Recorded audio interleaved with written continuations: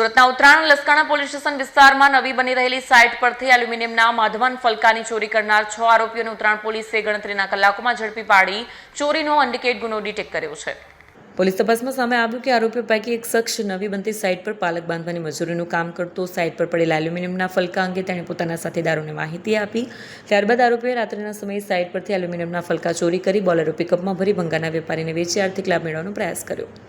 ઘટનાની જાણ થતાં ઉત્તરાયણ પોલીસની ટીમે સીસીટીવી કેમેરા, હ્યુમન ઇન્ટેલિજન્સ અને બાતમીદારોના આધારે તપાસ હાથ ધરી.